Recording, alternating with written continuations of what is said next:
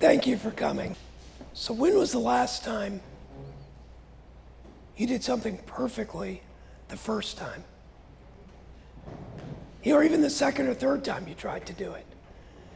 Malcolm Gladwell says it takes 10,000 hours to become a master at something. And if you're like most people, it takes doing something multiple times to get proficient at it. And that's why we're here tonight, to really talk about retirement. Because you've got to get it right the first time. You don't get a lot of second chances.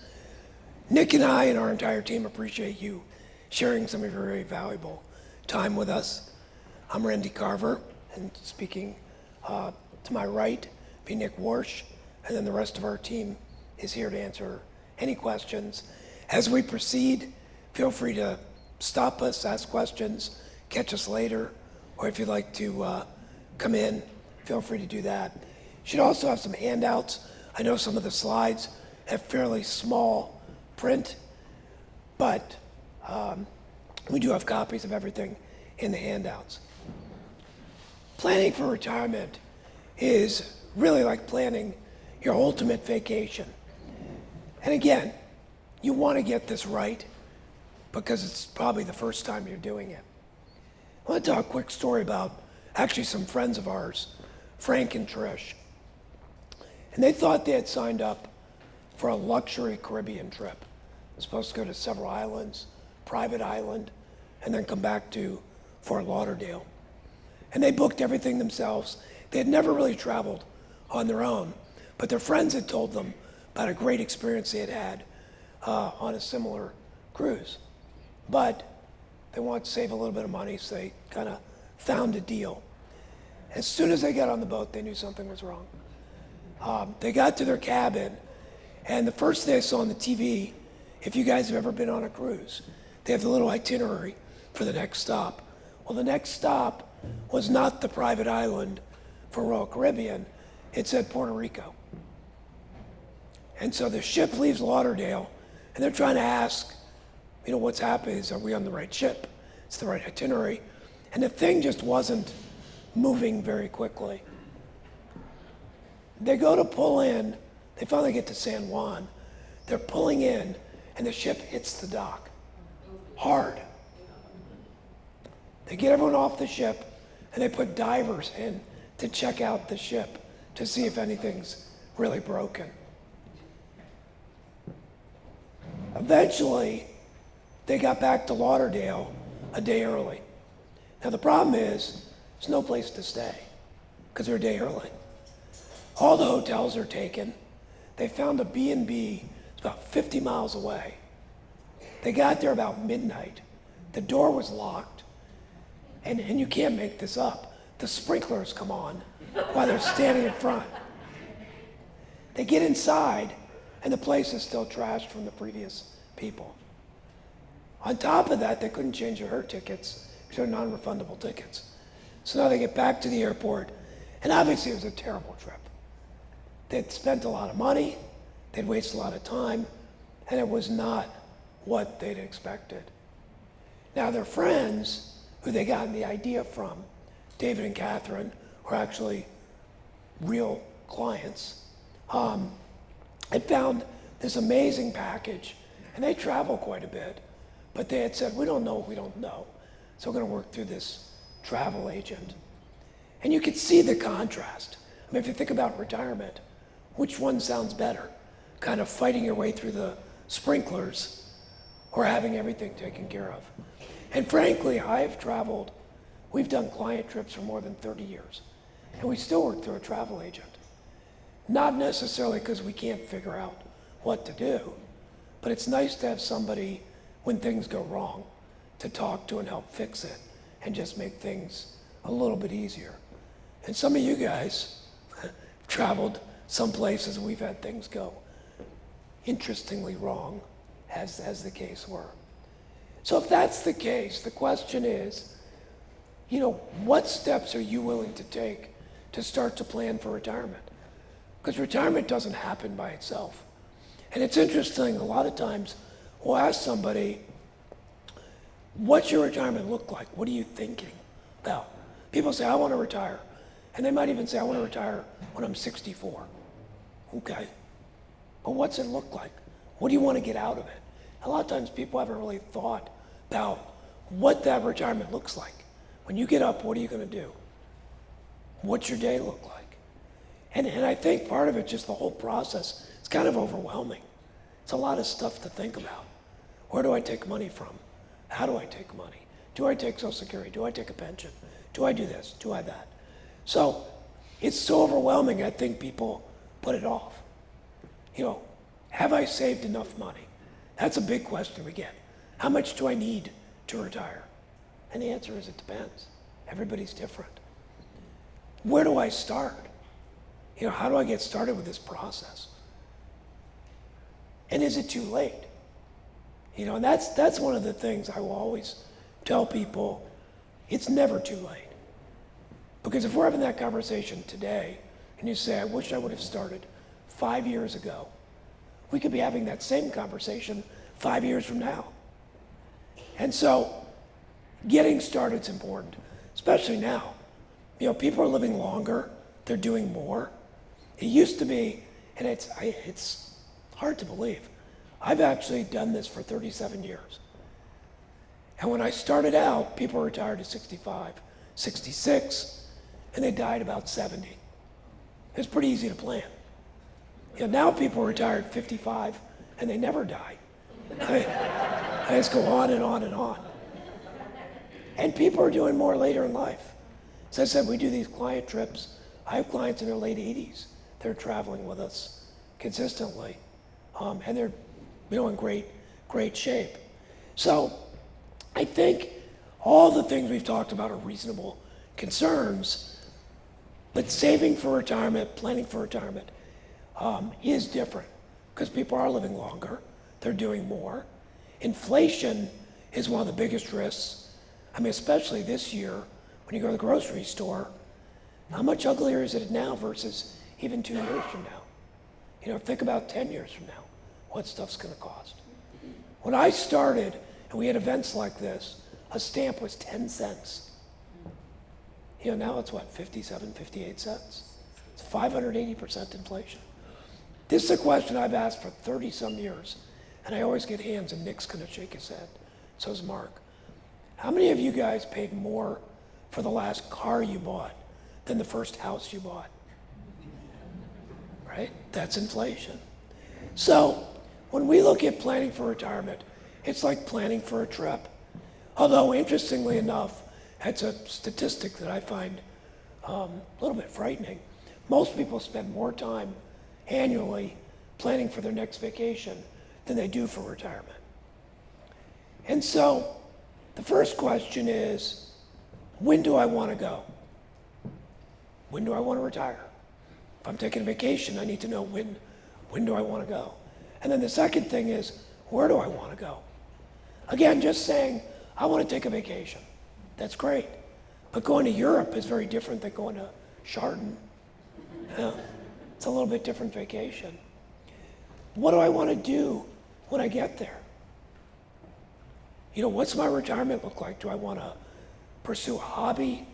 Do I want to travel? Do I want to just spend time with my kids or grandkids? What's it look like? And that's one of the most important things to look at. How long is the trip going to be?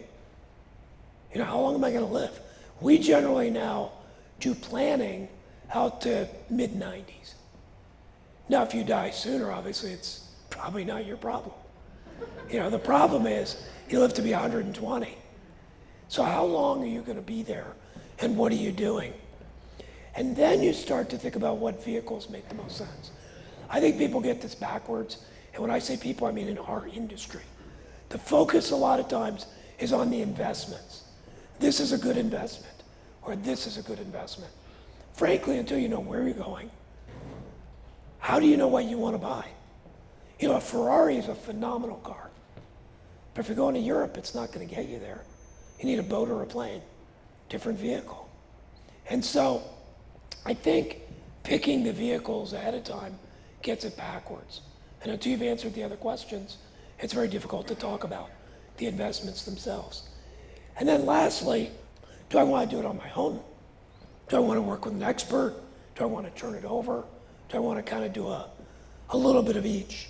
I mean, the fact is, just like people want to enjoy retirement and could plan a lot of things on their own, just like on a trip, you can do everything on your own.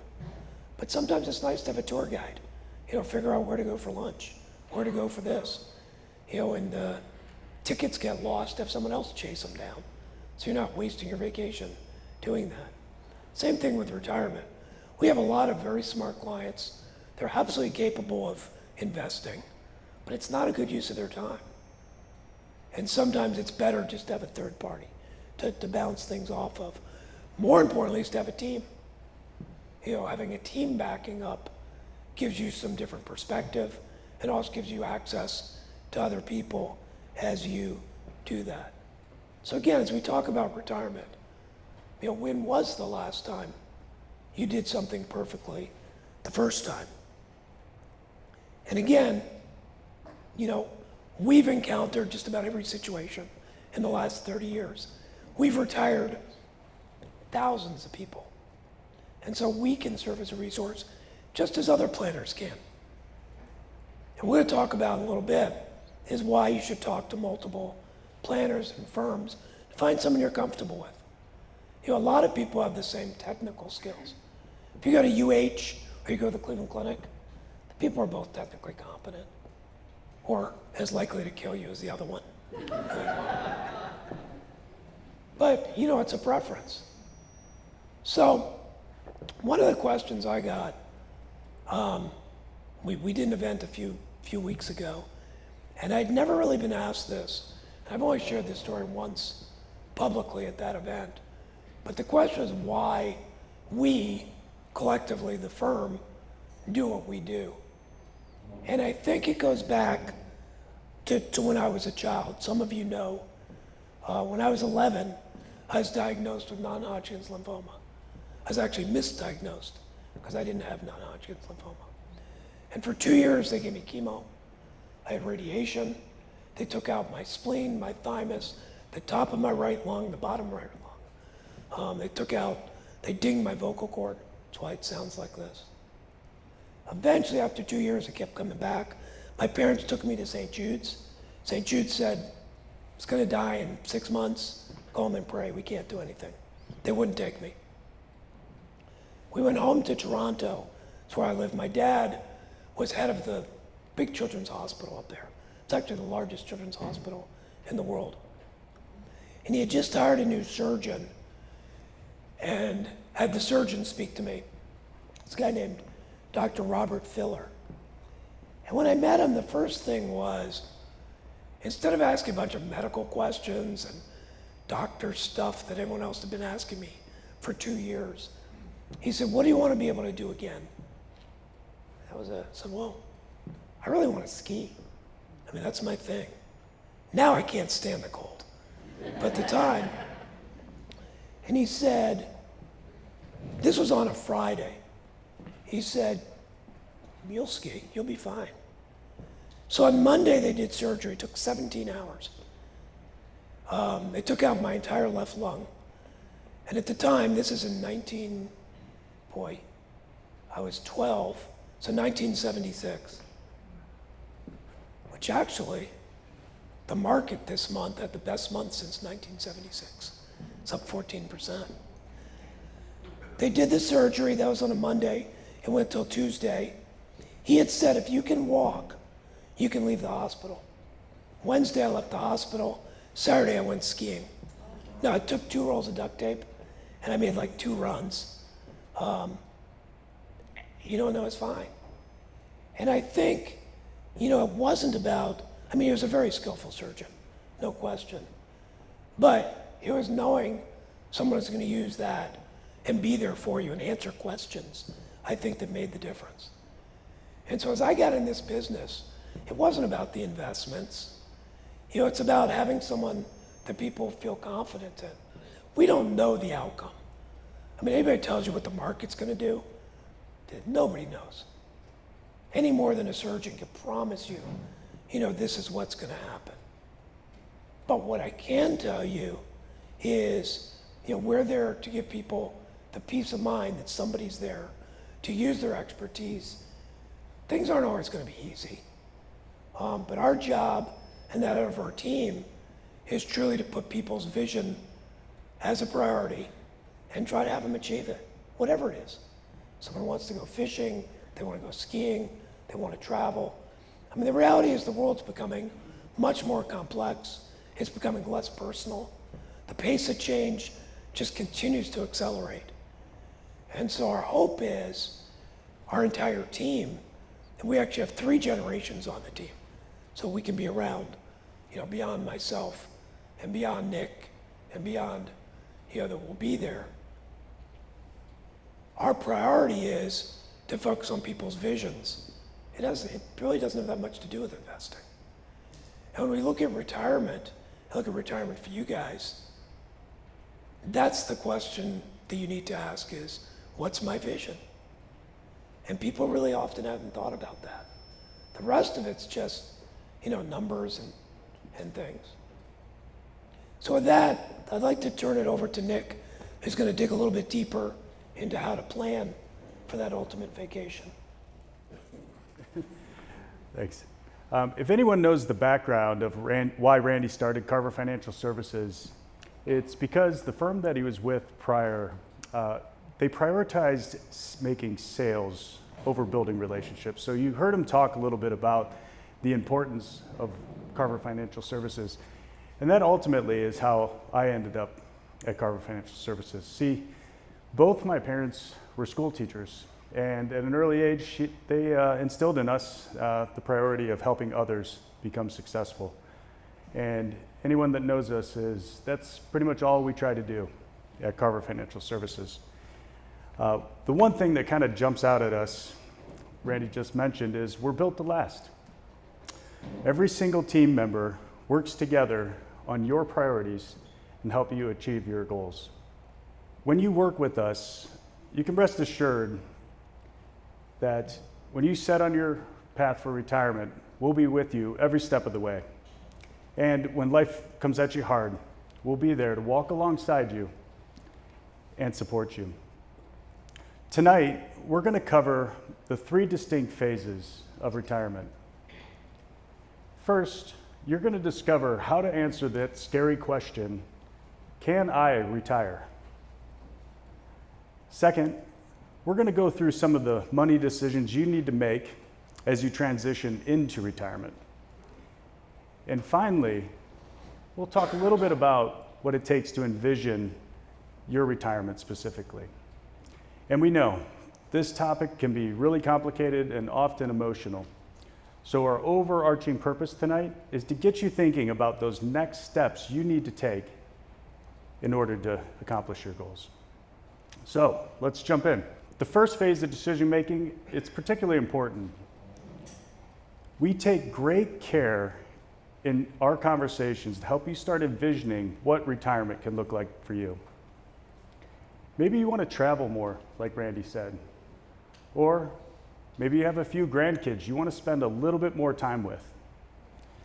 There are certainly a lot of nonprofits locally that I'm sure could use a helping hand.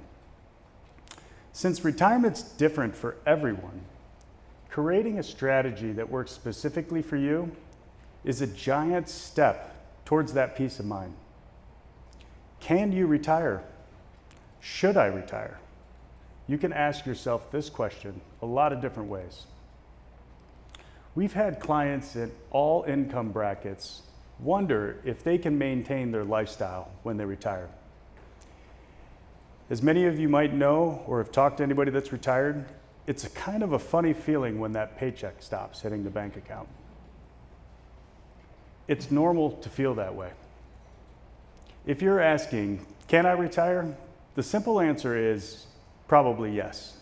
But if you haven't saved and you haven't planned, you might actually not like your standard of living. The question, can I retire? It brings to mind other questions. What do you want to do in retirement?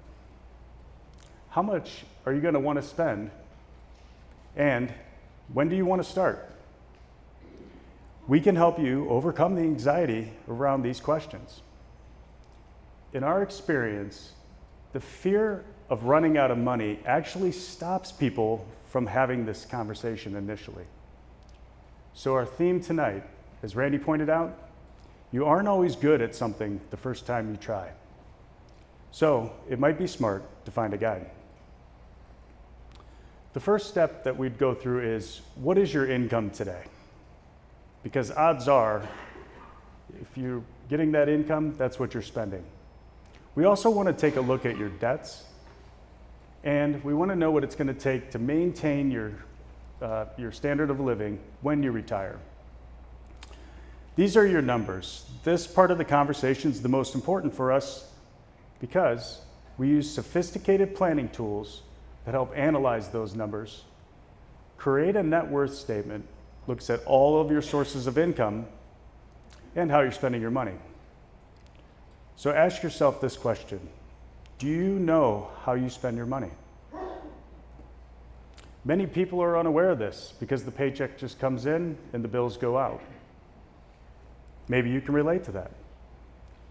So you've worked a long time and you're going to pursue your passion or your hobby. We can help you actually answer how much you're going to need. We actually call this the paycheck replacement plan. Do you want to help your kids in retirement? Or how about that car that you've always wanted? We'll talk through your options and we'll help you decide what's best for you. And what about healthcare? This is a big question that comes up for everyone. This expense has typically been debited from your paycheck leading up to retirement. So if you decide to retire prior to 65, you're going to have to go into the marketplace to get health care. Or at age 65, you'll be eligible for Medicare. But once we've got everything on the table and we know you're in good shape, we're actually able to say, you can retire. And a lot of times, you can see the relief in people's eyes. It's amazing. A big part of deciding when to retire, it actually has nothing to do with money. Like Randy was pointing out, you might need to think a little bit about finding your purpose. You have the money, but what are you going to actually do with your time? A lot of people do not spend enough time on this question. But what I can say, our mission and the commitment we make to our clients is making your vision our priority. We've seen this a lot. You have the money, but what is your purpose? And it's funny because setting sail without a destination, it can be extremely adventurous. But after a while, you might ask that question, is this all there is? So the question, what is your passion? It can take you places that you may not have ever thought about. Everyone at our firm is invested in those answers. You're confident you can retire, but you need to navigate those unplanned risks. Like, for example, if building a second home and then a couple years go by and a global pandemic with lockdowns and record inflation ends up doubling the cost of that home. I think that's an event that very few people saw on the horizon several years ago. It's important for when you're doing your planning, you're taking the unexpected into account. While we can't guarantee success, we do plan for the unexpected. So we recommend a mix of investments that's specific to your needs, your risk tolerance, and your time horizon. The portfolio is structured for the best results and to plan for the unexpected. Those worst case scenarios like a global lockdown and then record inflation. But the truth is, we have zero control over what the government does as far as passing laws that might affect your money. But the one thing I can say, where we add value is how we react to those situations. Because, as you can imagine, life can come at you very fast. You envision life going one way, but sometimes it doesn't go as planned. earlier, like I said, it's a momentous day when we can actually look at clients in the face and say, you can retire. But unfortunately, sometimes those tears of joy turn into pure grief. Standing before you, I can share, no spouse can ever prepare for loss of a loved one. But you can plan financially and start that conversation. That's when we come in the most. We're there to support our clients, not only through the good times, but through all those tough times as well. The next phase as you're going through retirement is to help you make the money decisions. There's questions that you're gonna have like, what about rolling over my 401k? Or, when is the best time to turn on Social Security? How can you structure your portfolio to minimize taxes and maintain a rate of withdrawal so you don't outlive your savings? This is where you can't expect to do something perfectly the first time. But we've helped thousands of retirees answer these exact same questions. With pension rollovers, it really comes down to what's best for you. Typically, you have a monthly payment option or a lump sum benefit. But what happens if your lump sum pension benefit goes down because interest rates are going up like they are today, and you're not going to retire for a couple years?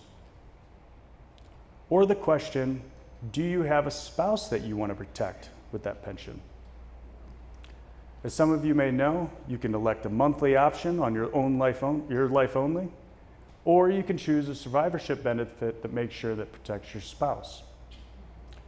There's only one way in our minds to handle these types of questions, and that's what specifically is best for you.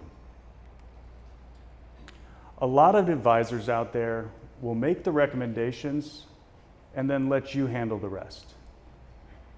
What we do is the opposite. We make the phone calls with our clients, we help fill out the forms, we submit it, because ultimately, it's making your vision our priority. Social Security is a big decision during this time frame, and you only get really one chance to take it.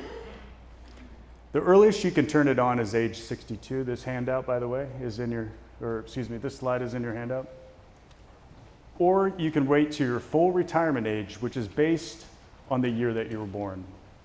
Or you can defer your benefits to age 70. The longer you wait, the more money you're going to get monthly for the rest of your life. But is there anybody in this room that can answer the question, how long are you going to live? I want to take a moment here and highlight how long you must live to maximize your benefits, depending on when you turn them on. If you choose to turn them on at age 62 instead of waiting till age 66, you have to live past age 77 to get more in benefits. If you decide to turn them on at 66 instead of waiting till you're 70, you have to live past the age of 81. And as Randy pointed out earlier, we have lots of clients living much longer than they ever expected. So depending on your situation, it may make sense to defer those benefits a little bit. This is my dad. This is a few years ago. We were down at the Cavs game. He is about 3 or 4 inches taller than me and about 4 inches smaller than LeBron James, just for the record. I pointed out earlier that he was a teacher his entire career, but he also built homes for over 40 years, so he gets a Social Security benefit. And if you think back, he turned on his benefits at age 62 because he was really quite matter of fact when he told me. He had no idea how long he was going to live, so he figured he might as well start getting the check now. The point is, he accepted a smaller check each month, and he's still receiving that check at the age of 85. So in his situation, it might have made sense to defer it. But like I said before, no one in this room can answer the question, how long you're going to live. So when you're living in retirement, you have to ask the question, how long is this phase going to last for you? There are online calculators that will calculate your life expectancy, or you can look at your own family history or statistics and say, this is how long I think I'll live. But be cautious. People are living way beyond what they ever expected, so it's even more important to save and invest so you have money for the rest of your life. Statistics do show, though, a couple 65 years of age actually has a 50-50 chance of living to the age, one of them living to age 90, and a 1 in 5 chance of turning 95 or older. Does anybody here know anybody over the age of 90? Yeah. Randy used to ask that question a decade ago, and there weren't as many hands. Today, it almost seems as if everybody knows one. But since you can't predict how long you're going to live, we would just encourage you to live a really good, long life and save accordingly.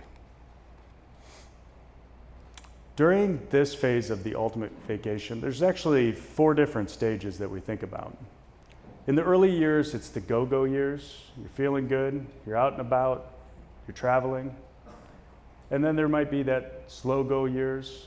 Maybe you're not traveling overseas, it's more local. And then sometimes we get into the no-go years, where you're not as mobile, you don't feel like getting on the plane or getting in the car for long hours. What we can share is you're going to face opportunities and challenges in each of these phases. But let me be clear, at Carver Financial, we are focused on the entire picture and not just the money part of it. That said, one thing that clients is, because if you reach your vacation destination, it doesn't mean that you stop paying attention to your money. It should keep working for you, since you need to protect the principal. And from a tax perspective, it's become even more strategic about which accounts to withdraw from and when.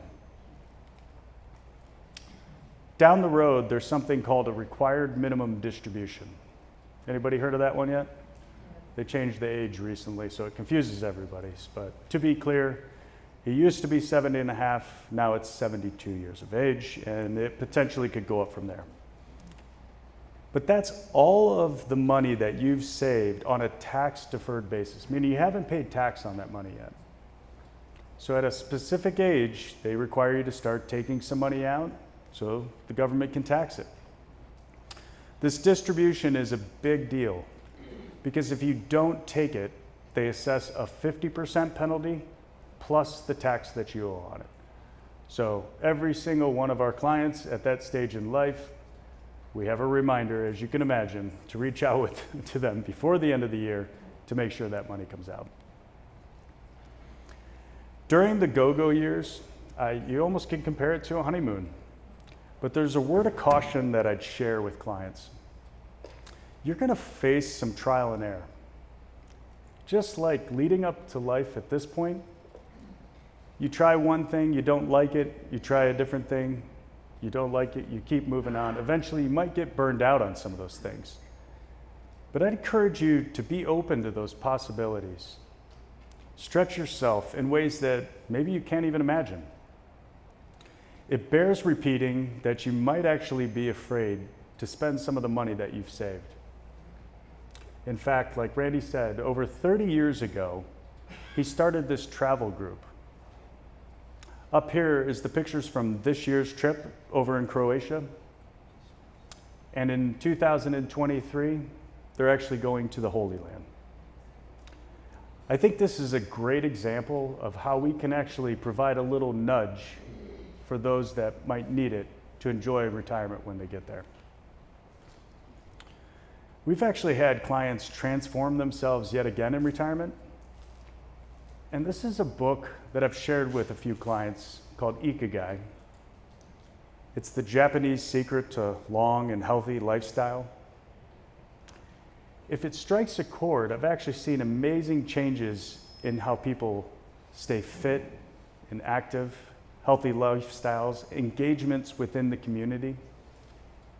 And it has lots of tips and tricks on what you may be able to do to extend life. But there are also those times that people have the unexpected happen. What I can share is, if there's setbacks, we're there to help with the unexpected. It could be a job loss, an accident, an injury. Actually, we should have put a picture up there, right, of one of the accidents. Unfortunately, though, these types of accidents can be a reminder of the care that you might need later in life. So a lot of times when people are leading up into retirement, they're thinking about all the fun they're going to have, but a lot of our job is also looking further down the road and making sure that we're planning for these events that could possibly happen. There are 14 million Americans receiving health care right now. 85% of those people actually receive care in their house, and 5% of them require a nursing home. A couple weeks ago, like I said, my father's 85, mobility has decreased, and I'm at his house installing grab bars so he can be a little bit more mobile on his home. He's one of the 85% that he wants to stay in his house as long as he can. Even so, there's going to be decisions that all of us have to make. Like, who's going to drive you to your appointments? Just thought of that one. Or, like I said, will your home need modified so you can live in it as long as possible? If you find purpose and embrace it, there's a lot of living to do in those go-go years and the slow-go years. Perhaps you'll want to take a step to leave a legacy in those slower go years. Some of our clients actually have a passion for charity. And there is one good option to look at. It's called a donor-advised fund. It's kind of like a family foundation, whereby you get a tax deduction on the money that you put in, and then you control the distributions, not only during your lifetime, but even after you pass, to the charities that you've designated. So I know we've covered a lot, and I'm hoping that you just write down one thing that you're going to do. Because as we're pointing out, you have to prepare. But before we close, we want to answer one final question, and that's, how do you choose the best financial advisor for you? So let me bring Randy back up, and he'll address that question. Thanks, Nick. Okay, so I think picking a team, again, we've talked about you could do things on your own, you can work with an expert, you could kind of do some of each. I think it's like picking a surgeon, quite frankly, or a medical team. You need to find somebody that you feel comfortable with. And I think you need to interview several groups, several different types of people. And there are really 10 key questions as you interview these people that we feel you should ask. And again, this is a little bit small, but they're in your book. And the first question is, do they listen to you? I mean, do you feel like they're listening? I was at the Cleveland Clinic this morning. I still find this unbelievable. To get a follow-up on my eye. I had cataract surgery, and they managed to detach my retina, which they fixed. So I went today. My first appointment was 8 o'clock. About 8:20, I still wasn't called back. And I said, are you guys running late already? She said, yeah, we have 6 doctors today, because so many patients are going to see today. I was blown away by this number. Take a guess. More? 400 people today. Yeah. 8 to 7, they're going to be cranking them through. Now, it's 6 doctors, a bunch of nurses, a bunch of medical students, fellows. So it's not like these 6 guys have to see everybody. But again, do they have the time? And do you feel like they're going to actually listen to you when you do that? The second question, I think, is do they have experience with your situation? You know, you're not going to go to an orthopedic surgeon for a cardiac problem. You want to find someone that focuses on what your need is. Our focus tends to be preserving and passing assets, retirement income. We don't trade stocks. We don't do a lot of that stuff. It's a little bit different. It's not to say that's bad, but you need to find someone that you're comfortable with, is familiar with your situation. I think the next question, and this actually came up today, is, are they independent? And there are a number of good independent advisors in Northeast Ohio. Or do they work for a firm? If you're going on a trip and you call United Airlines to fly to Miami, I guarantee you the best flight to Miami is on United Airlines. If you call a travel agent, they're going to shop Southwest, United, Delta, Spirit, Breeze, and everybody else. And they don't care which one they put you on because they're paid the same from all of them. But they can find what works best for you. So an independent advisor is not beholden to a single company. They don't have to sell their products. What accreditations and education do they have? How educated are they? In our case, every one of the advisors is a certified financial planner. As a firm, we've been a fiduciary since 1991. There are two standards in the industry now, and it's moving to fiduciary. There's what's called a suitability standard and a fiduciary standard. Suitability says what they do for you has to be suitable, but it doesn't necessarily have to be the best.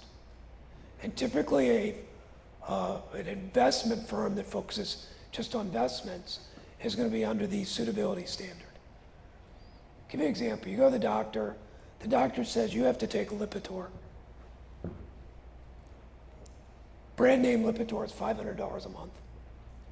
And you go up to Drug Mart and they say, brand name Lipitor is $500 a month. The generic is $10. It's the exact same drug. There's no difference. And the doc says, no. You got to take the brand name. Dispense is written. And then you find out they're getting kicked back $50 per prescription. Well, obviously it's suitable because it's the same thing, but it's not your best interest. And so looking at someone that's independent, and there are a number of good independent advisors in the Cleveland area, and then looking at what are their accreditations, what education do they have. The third, and this is really important, have you guys ever had a dentist you loved and they retired, or a doctor? What a pain in the butt, right? Well, the people you're working with, are they part of a team? Because if somebody retires, is there somebody else that knows your situation? Or at least you don't have to change practices. Finding a new dentist or doctor or financial advisor is a pain. They know you. You feel comfortable with them. So do they work for themselves, or are they part of a team? How are they compensated? Do they get paid for transactions, or do they make more money when you make more money? Are they on a flat fee basis? Years ago, we were transaction based. I don't know how many years ago we changed, but we charge a flat fee based on the assets. Therefore, if you make more money, we make more money.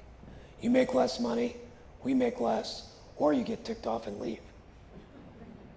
There's nothing tying you to us. There's no upfront fee, there's no back end fee. And frankly, that's not unique to us. There are other firms like that. But you want to deal with a firm that doesn't tie you up. Especially if they have a proprietary product. Some of those things, especially annuities, can tie you up for 7 years, where you can't move it without a penalty. Well, what if you change your mind? What if your circumstances change? How are they compensated? What independent recognitions have they received? Anybody can tell you they're great. Are there some independent third-party sources that have recognized them? And typically the big financial publications are Barron's or Forbes. But there are other ones out there that rank advisors. You can't buy that. You can't pay for that. It's truly an independent ranking. Finally, do they have the time for you? I love the Cleveland Clinic, but it's a factory. You're going to get maybe 10 minutes with somebody, if you're lucky, after you tell the same stupid story 3 times. Because you got to tell the nurse, then you got to tell the PA, Then you got to a doctor. I mean, it drives me crazy, but they do good work. And then lastly, what resources do they have? I worked for a regional firm when I moved to Mentor in 1986. And one of the problems was, first of all, they just want to sell product. But second of all, you're limited as to what they had. I wanted to be independent, but I needed the resources of an international firm. And so one of the reasons we picked Raymond James, we have access to a trust company, an investment bank, thousands of people. Now, we're not employees. There are offices that are. We're totally independent. I don't get a W-2. Nick doesn't get a W-2. So they have no interest, no financial interest in us. But we get access to the resources. So when you're talking to somebody, can they provide those resources? It's the same reason you go to the Cleveland Clinic or you go to UH as opposed to, some no-name hospital, because they've got world-class resources. And that's important when you look at that. And then finally, and I think this is a key question, and I would ask the person all of these things. Say, how can you simplify my life? Stuff's complicated. I don't want to make it more complicated. What are you going to do to improve and simplify my life? And they should have an answer for that. So as you interview, I think you should interview 2 or 3 groups or people, find someone you're comfortable with, ask them the questions, and see if it's a good fit. We have a lot of people come in, frankly, we're not a good fit for them or they're not a good fit for us, and that's fine. Better to spend the time on the front end, because you're going to be spending the rest of your life, hopefully, with these people. So invest the time in the front, do the research, and then make a decision. So with that, before we wrap up, are there any questions that Nick or I can answer for you guys?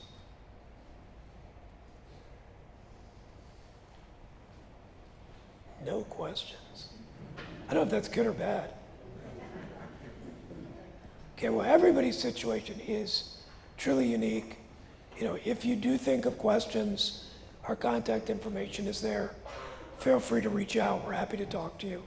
There's no cost or obligation to do that. Our entire team is available to you.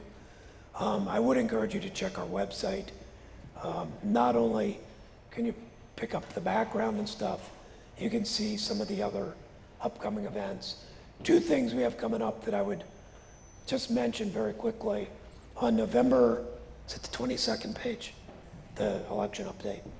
We have Brian Westbury, who will be interviewing. The Wall Street Journal says he's the #1 forecasting economist in the United States. He's going to be talking about what the election results mean. It's going to be live streamed. It's not an in-person event, but you can watch it at home, and then we will record it. And then on January 22nd, we have Rear Admiral Ted LeClaire coming to Mentor. He was the admiral in charge of the U.S. 7th Fleet. He's now in charge of Indochina Command. We'll be at the Mentor Fine Arts. He's going to be talking about kind of the state of the world. What's happening with Taiwan and Ukraine, China. I think too often, we get this quote-unquote news. It's not news, it's opinion. It's kind of Nickelodeon for adults. When you can hear from the sources directly, I think it can add value. So you guys are welcome to come. There's no cost or obligation. You'll see it on the website, or you can call the office. Other than that, we appreciate you taking some of your very valuable time. And if there's anything we can do, we'd love to hear from you. Thank you.